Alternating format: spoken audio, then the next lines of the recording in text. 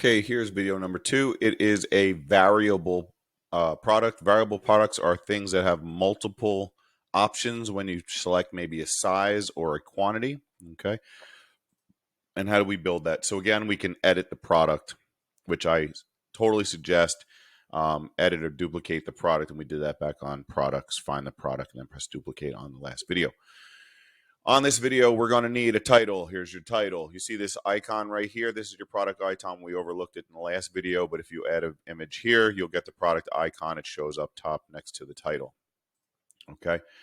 Just like before, we need a category. In this particular one, because we didn't have to select the header category because there's one, an embedded child category, and so it automatically loads inside of the shop. And there's the category. Scrolling down, there's some tags that were loaded. No brand, we are the brand. Here's a product attribute, is the default template. And here's the product image. This product does not have additional images, so there's no product gallery. Scrolling down to the bottom, here's the SEO description. Scrolling all the way down, duplicating that in your short description. Short description goes down inside the body here. Okay. I cannot, and for the life of me, try to figure out how to get this subscription button on there. This is for another video when I can figure that out someday, some way. And then there's a featured description. I don't know how it gets on the screen, but it's certainly not on this page right now. Maybe actually, it got added here. Okay, so if you wanted to put a feature description, but you know what? Let's see if it's up above. Okay, and then, like I said, the script descriptions, got to add it above. Oh, here it is here. So I don't know where that specific description comes from or why it's there.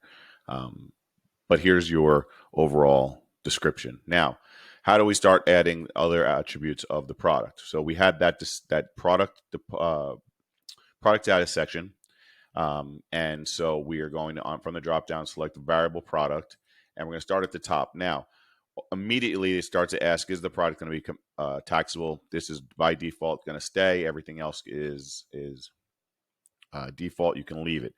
Inventory, make sure you have a SKU. If you don't have a SKU, I would suggest always having a SKU for everything. It's going to help in QuickBooks, going to help in other things. Shipping does not ask for weight right here because there's variations. Each variation is going to ask for your weight. So we're going to drop down to variations. And actually, I'll start at attributes. So here's the attributes that show up on the page. So if you have a size, these are all of the attributes that go along, and we can look at it right here. Size, here are all your sizes. Now, how do we get those sizes loaded onto the page?